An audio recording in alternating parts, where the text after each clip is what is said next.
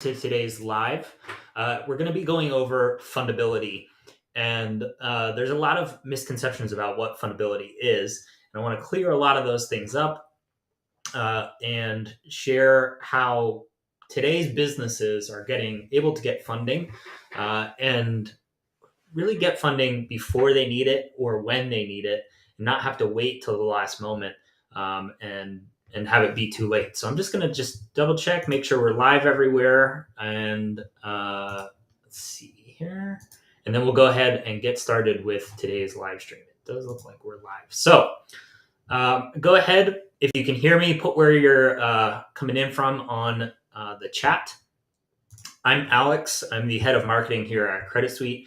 And today we're going to be going over Fundability Blueprint, how you go from Fundability Foundation to your business credit reports, your personal credit, your business financials, and even down to how you apply for business financing, all plays into your fundability. And we'll see here in a few minutes. So let me know in the chat where you're coming in from. Alrighty, so before we get started, if you want some free business credit and business financing tools, you can go ahead and share this live stream to your profile, to your followers, and use the hashtag business credit toolbox. And then what you can do is go ahead and go to business credit toolbox. Let me see here. creditsuite.com/toolbox and get your free resources once you claim them. So you can run a fundable business just like everybody, people think they're running a fundable business. And you can actually run one too with a few things that you need to pay attention to. So the first one, my clicker is not working here. Fundability is more than just the setup of your business, right? You hear us at Credit Suite talking all the time about congruency of your business address. You have to have the same business address with your Secretary of State as your bank account, as what you put on your credit application. And all of that is totally true, and it's extremely important. But fundability is so much more than that. In fact, there's over 125 different factors around fundability, and those are just like a couple of them.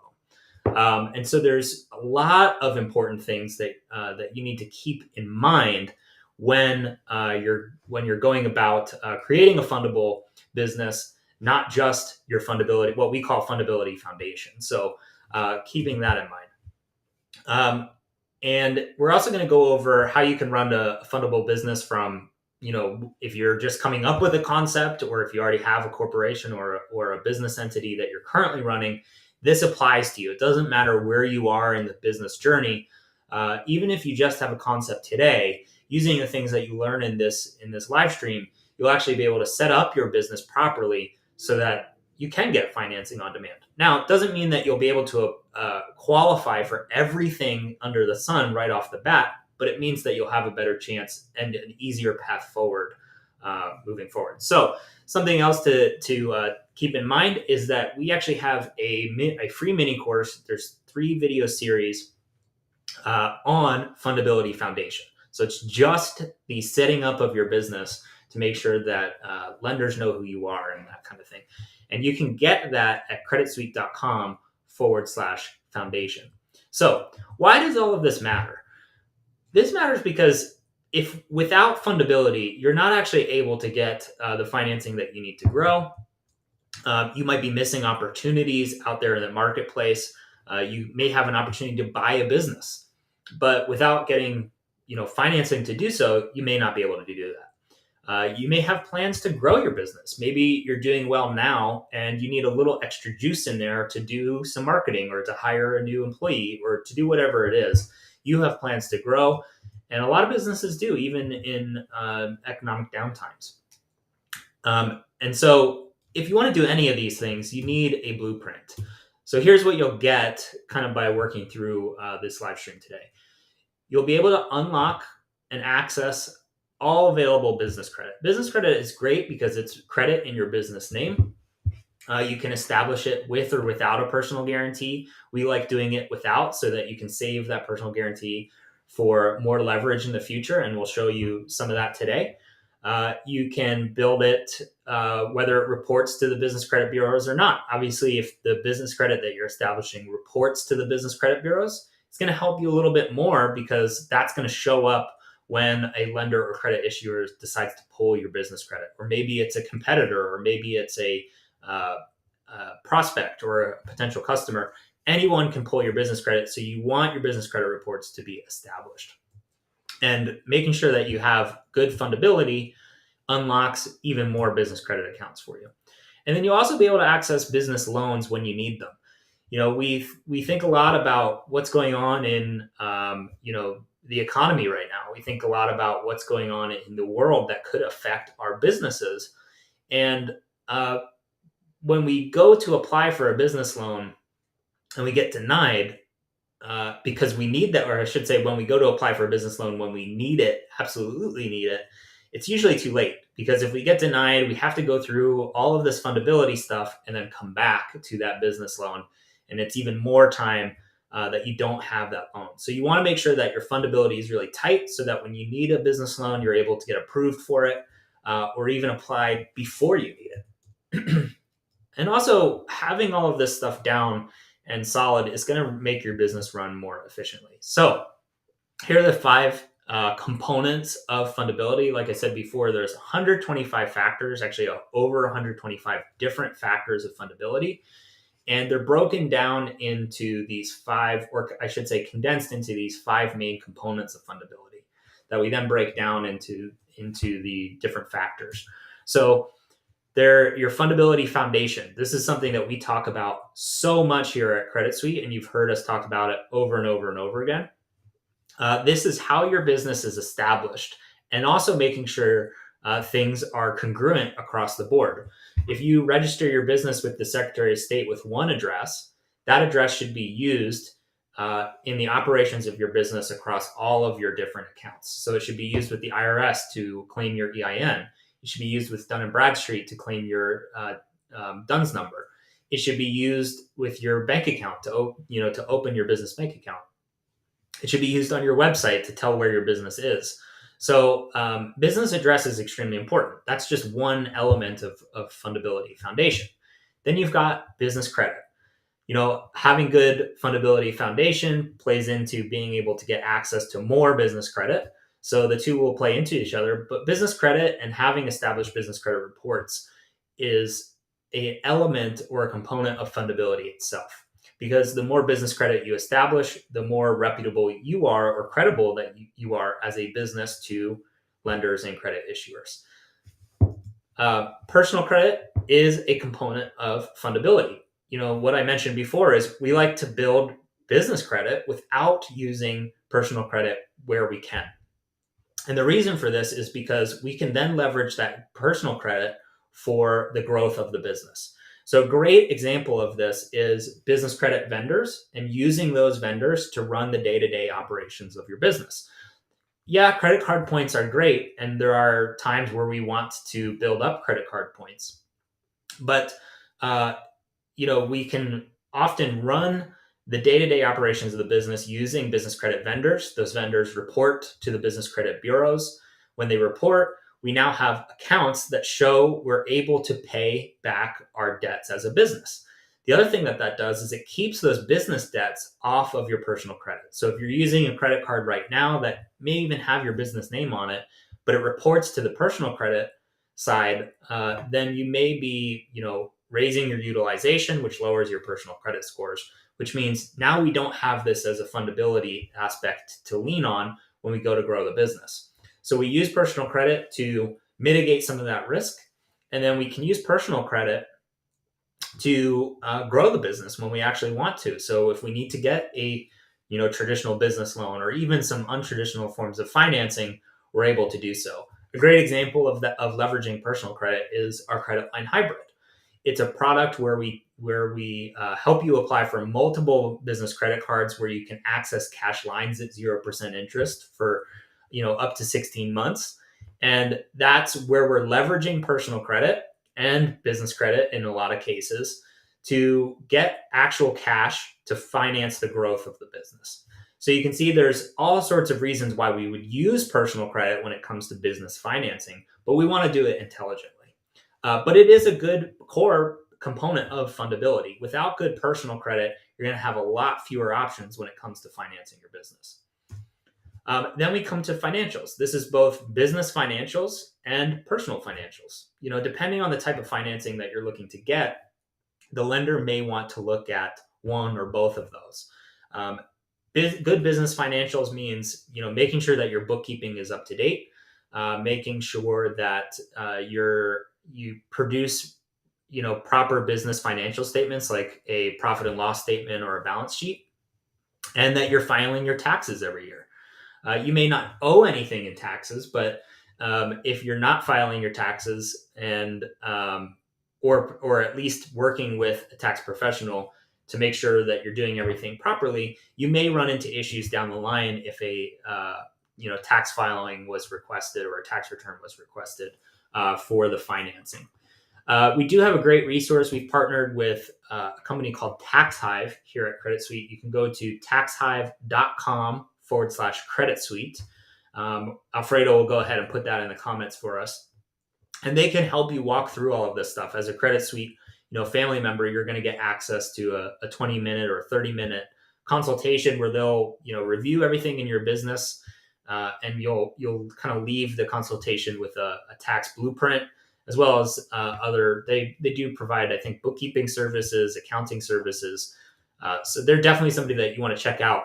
They can also do updates. So I've had this in my own business. I am not an accountant. I hate bookkeeping. It was my least favorite. Accounting was my least favorite subject in school. And I was running a publishing company and was not properly keeping up with my books. So I did work with a company that actually went backwards, reviewed all of the financial statements that I had, reviewed all of my sales, and was actually able to clean up my books so that I actually ended up saving money on my taxes because my books were properly taken care of. And if I needed to, I could then leverage my business financials as a component for financing. And then we have application process. When and how you apply matters so much to getting approved for business financing, whether it be business credit, something as simple as business credit, or an SBA loan. It matters how you apply. So if you're applying for things that you're on paper never going to get approved for, you're kind of just applying and hoping. You may be applying for things that you've already, in theory, been denied for. So a lot of people don't know this, but I believe it is WEX. If you're denied for one card that WEX services, you're actually pre-denied for all of them. So if you continue to apply for them, you're just going to get consistent denials. So and I'm sure you guys will tell me if I'm wrong on that one in the comments. But application process matters. So that is something that you want to be really conscious of moving forward, is how you're applying, making sure you're using consistent information. We go back to that foundation piece at the beginning throughout your application process, and applying for things that make sense for you to apply for. So if you're not, this is such a confusing space. If you're not sure on how you should be applying for things, you can work with us to do that. We're going to look at your business and understand where your fundability is right now. Remember, fundability is your business's current ability to get financing. So it could mean that you only qualify right now for business credit, which is not that big of a deal because, like we said, we can at least finance some of your day-to-day business operations and build up your fundability so that you can get approved for more in the future. And so if you are looking for help with understanding all of these different options, you can get a free business finance assessment. You can give us a call at 877-600-2487 or go to creditsuite.com/consult. So these are the 5 main components of fundability. It's not just your business phone number and your business address and your website. That's just some elements of fundability foundation. So your fundability is made up of fundability foundation, your business credit reports, your personal credit, your business and personal financials, and your application process. So we go from, how you set up your business is important. I talk to our clients all the time. I'm in marketing. I want to understand how our clients, kind of work through our system and our products. And I spoke to somebody who has a $3 million a year in revenue business, and she went to her bank, who she's running all of this revenue through, to open a line of credit, and she was denied, almost instantly denied. And they didn't really tell her why, but when we looked at all of her, credit reports and LexisNexis and some of these other things that we look at when we look at Fundability Foundation, her stuff was all over the place. She had multiple offices listed. She had, an incorrect industry listing.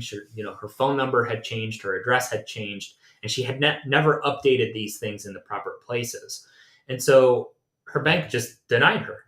And this is actually way more common than you think. So if you see people getting approved for something that you feel like you should be approved for and you're being denied, it may be because you have fundability issues. So we want to really take a look into how those things are set up.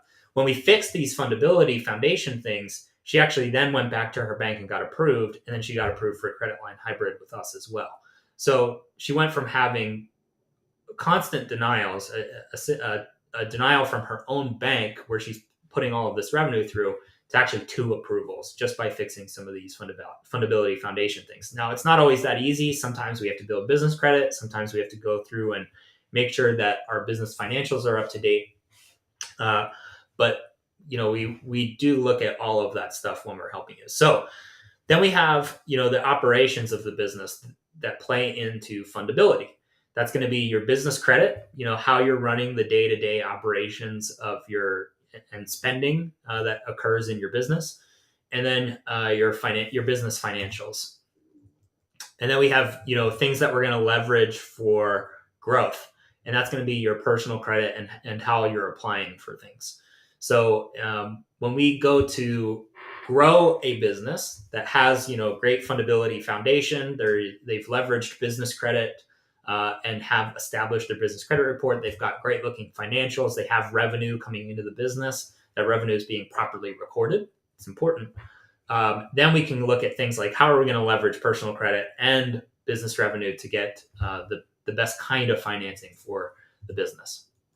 So let's talk about Fundability Foundation. This is going to be where a big portion of your automated denials come from. And so we want to look at how your business looks to lenders, right? So if a lender pulls up your business credit report and there's nothing reporting on it, they can't verify your business address, or your business address is like a Staples for those of you using iPostal, or it's a PO box or something like that. You don't look legitimate to the lender.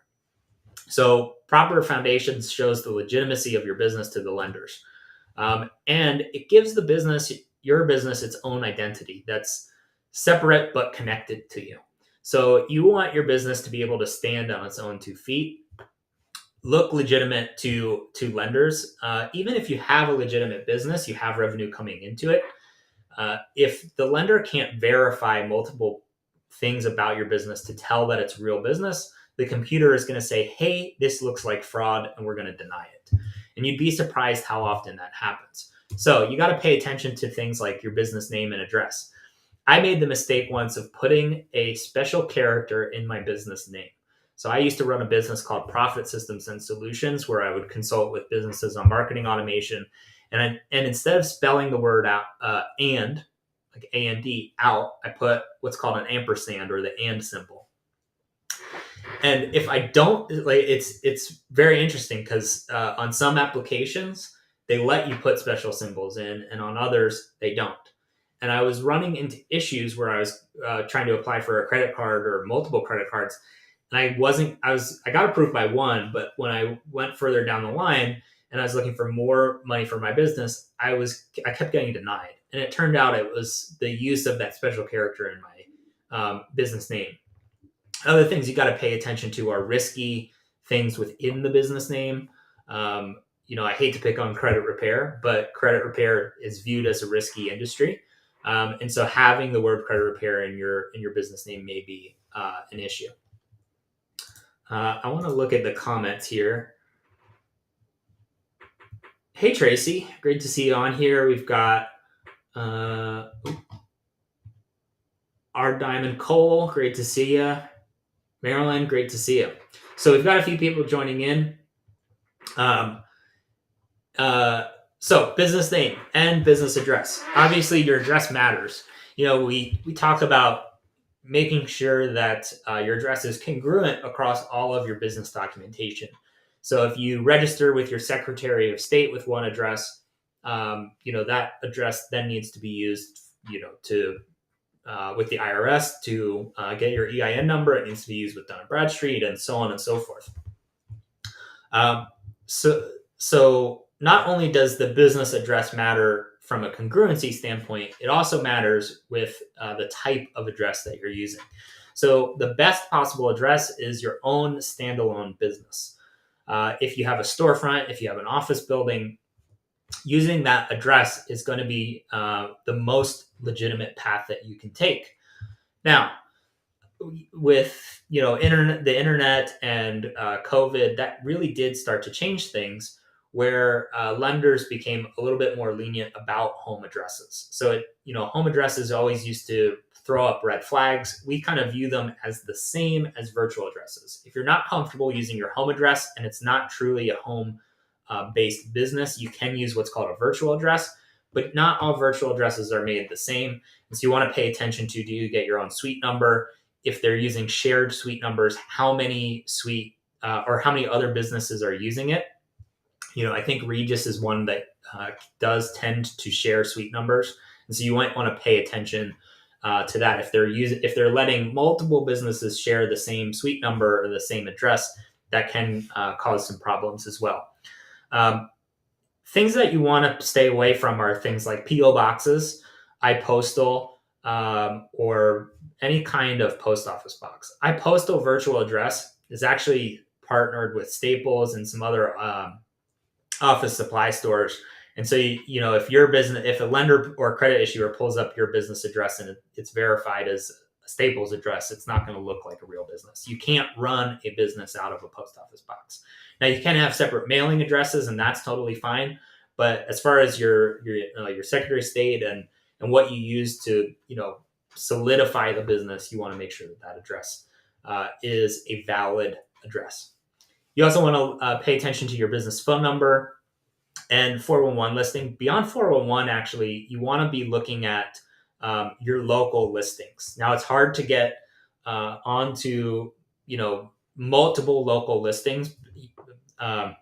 Lenders and credit issuers are actually going to pull up they use big data services to pull up, is this business, real? Do they have multiple listings? There are services like Yext and other places where you can go to get that listed. And then, of course, our system helps do that as well. I have a couple questions here. V. Johnson on YouTube asks, do you recommend getting your business address first? Yeah, I would say that you should have in mind what your business address is going to be. So if you're starting your business from home, it's totally fine to do that, but you may want to consider: do I want my home address out there? Are there other types of addresses I could use? That kind of thing. And then you're going to have to put an address down when you form the entity with your Secretary of State. So you're going to need that. Flores asked, what are trade lines besides Uline and Granger? We have tons of content on that, Flores. You're on YouTube. Go to youtube.com/credit suite when you're done here today, and just look up vendor credit on our YouTube channel, and you'll get access to tons of vendors. And something to mention with trade lines when you're building business credit, I know this is a little bit of a turn, is to make sure that you are staying up to date with them. And I'll go into that a little bit later. So business phone number and 401 and local, what we call local listings.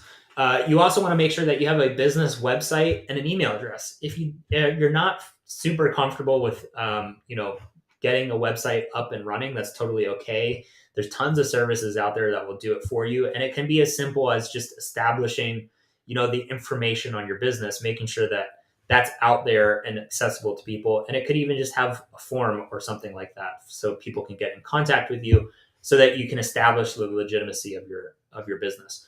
While you're at it, you might as well also get a company email address, right?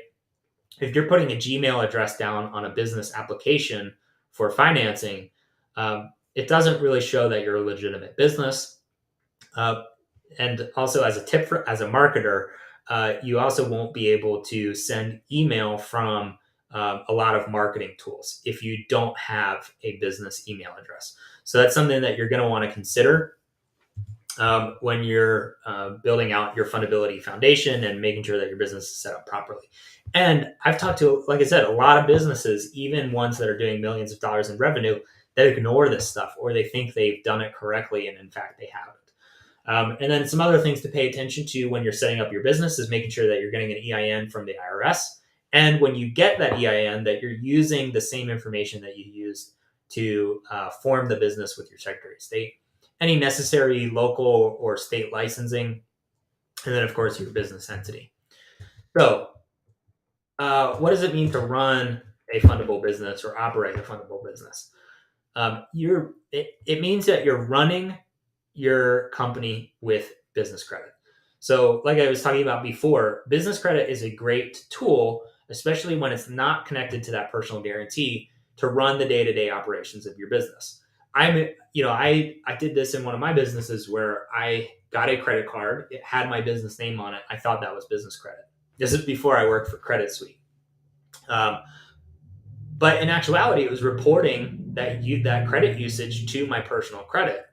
And it was running up my utilization on my personal credit side. So my personal credit score actually went down.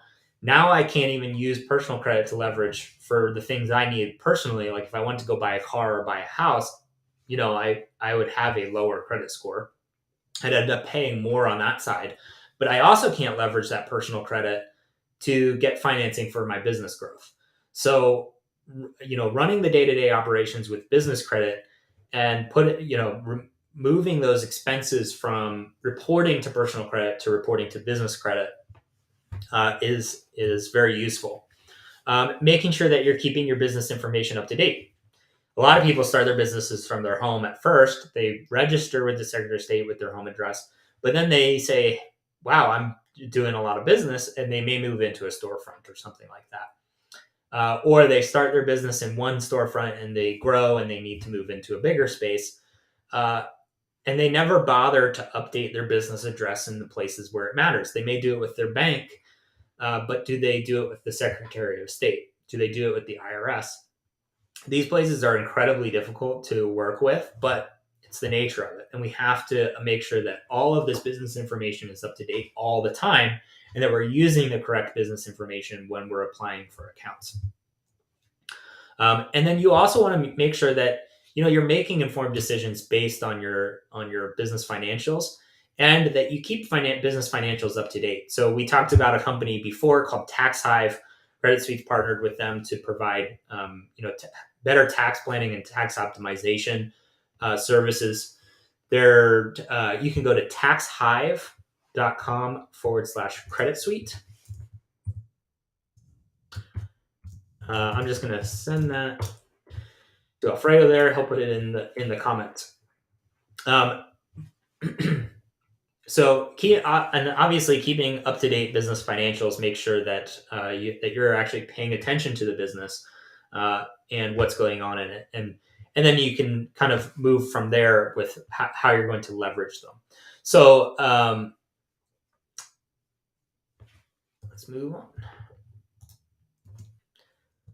on. So business credit can protect your cash flow.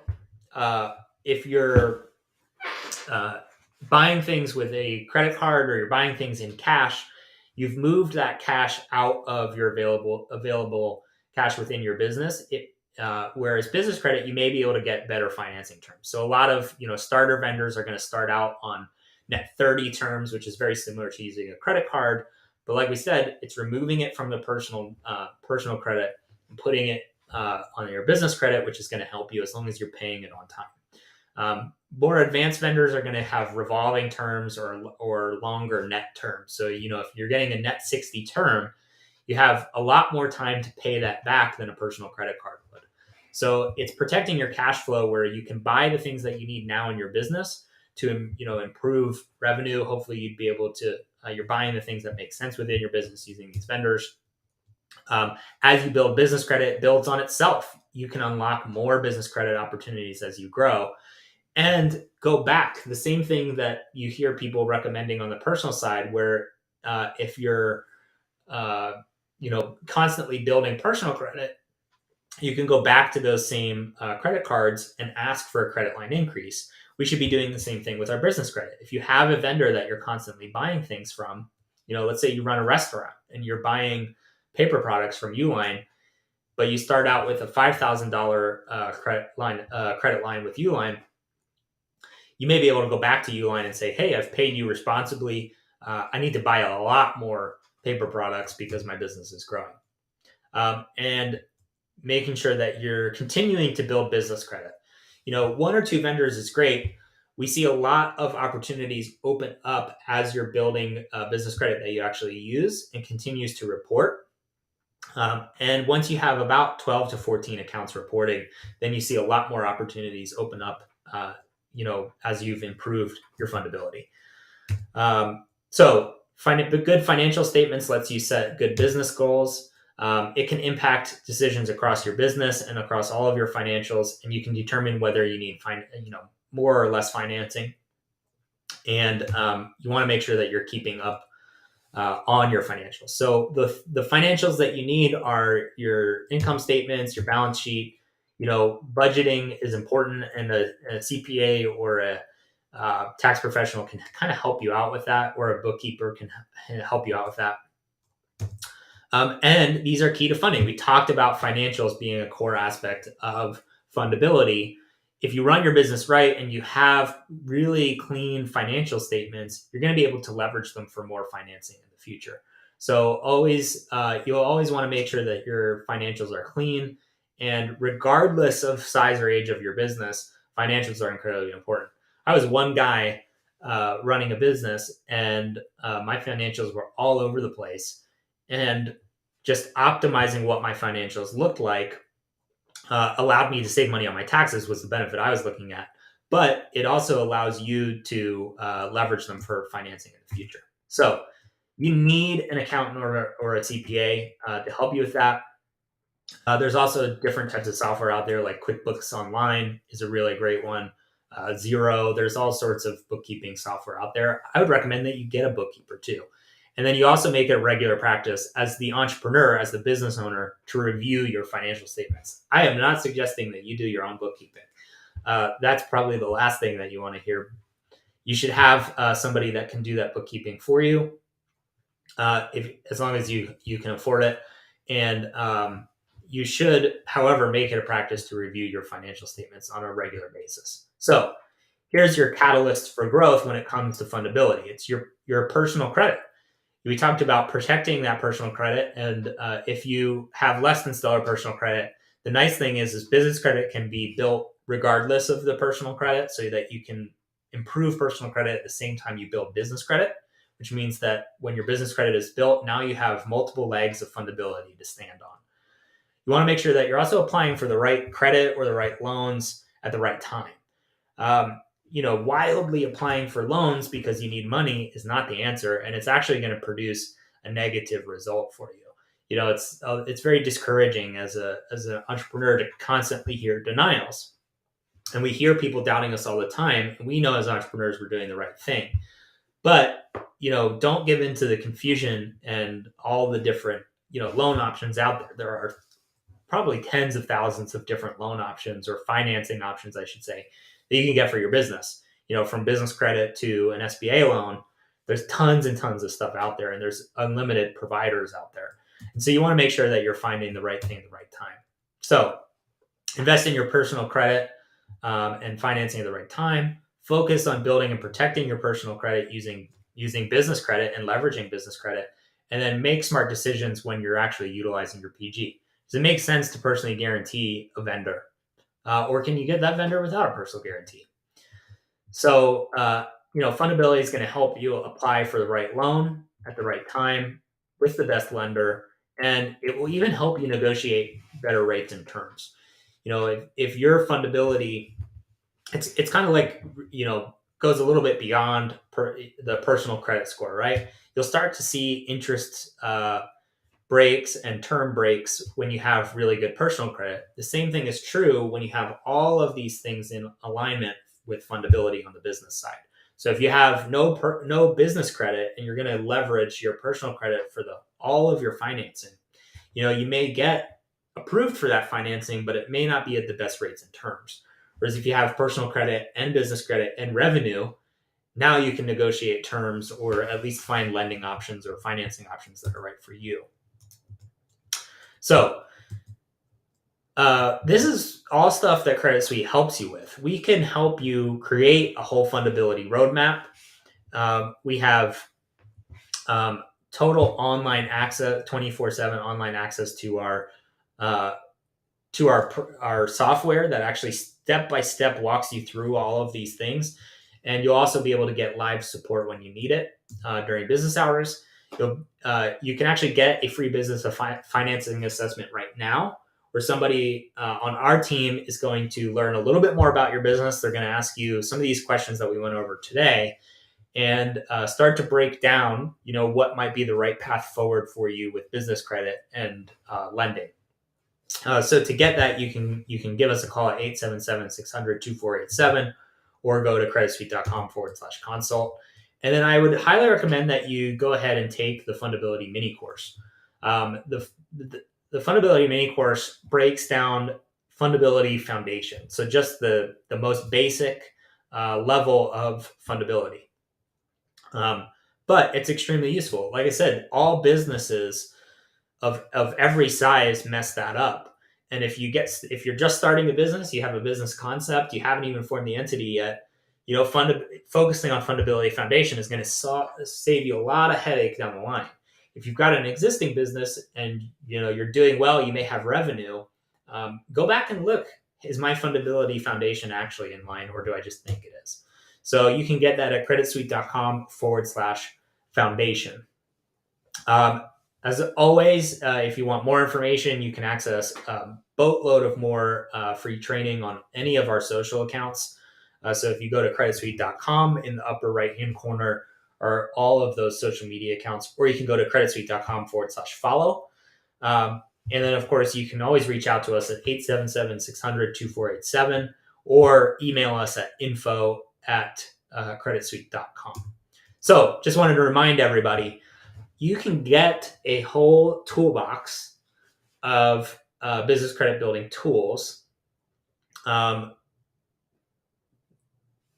All you need to do is share this live stream or share one of the future live streams and include the hashtag business credit toolbox.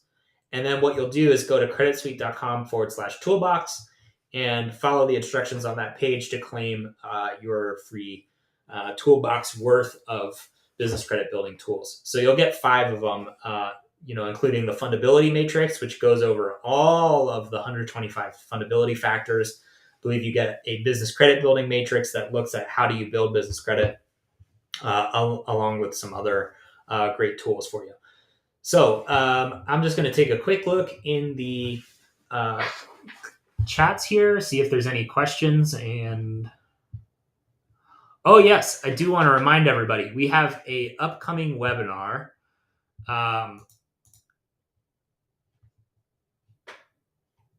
Alfredo, can you? Yeah, it's in the comments as well. It's August 16th, so I believe that's next Tuesday at 1 p.m. Eastern time. You can go ahead, click, and register for that webinar. It's the 5 steps to getting funding on demand. It would be very similar to today's presentation, but goes way more in depth. We actually will go into all of the little nitty-gritty aspects of how we do all of this stuff for our clients here at Credit Suite. So hope to see you on that webinar, August 16th at 1 p.m. Eastern time. 5 steps to getting funding on demand. You can go ahead, click on the link in the comments and register for that. Norman asks, for virtual offices, does a shared floor look the same as a shared suite number? Yeah, as far as I know, it does. So it'd be very similar. I can ask specifics on that. And I would encourage you to go schedule a free business finance assessment, Norman. You just want to know how many people you're sharing it with. You know, we start to see issues when it gets to be quite a big number, but if it's a couple of businesses, that may be okay. But it's something that you need to pay attention to is shared suite numbers or shared floors. Similar problems to on the personal side. So if you've ever worked on personal credit and you have somebody else's information, but that person's name may be really similar to yours, or you get a merged report or something like that. You want to avoid those things on the business side. As I was talking about before, if you want to go get a free tax assessment and tax blueprint, tax optimization blueprint, the company that we work with is taxhive.com/credit suite. You'll meet with somebody there. They'll go over your business with you, understand actually what needs to be done, and provide that blueprint. They are a great company. They've been working with Kevin O'Leary, who's on Shark Tank. So really cool company. Cool. Well, let's see. We have a question about credit line hybrids. Do credit line hybrids require hard pulls if I only want business credit cards? Yes, they are going to require a hard pull, but we'll be able to tell if you'll kind of qualify or get pre-approved beforehand. So I would encourage you to go to creditsuite.com/CLH and fill out your business information there.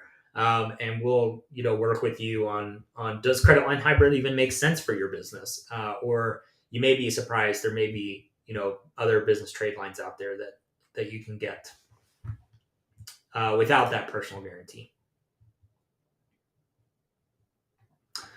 Best businesses for a virtual address: Regis, Opus, Alliance, Da Vinci are all really great ones. We can put those links in the comments. But those are all probably the ones that I would go with. I would stay away from things like iPostal, stay away from UPS store boxes, that kind of thing. Stay away from those. Cool. Well, thanks everybody, and hope you have a great day.